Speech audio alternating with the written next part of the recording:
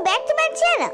Today we are going to be talking about the black woodpecker.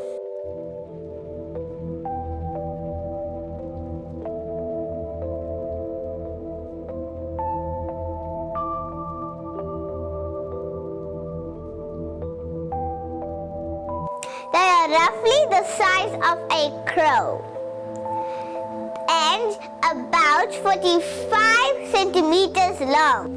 Their average weight is about 350 grams. They are native to Europe and Asia. These birds have jet black feathers across their entire body, except for the crimson red crown. These birds are carnivores. That means they eat meat. Thank you for watching my video. Bye-bye.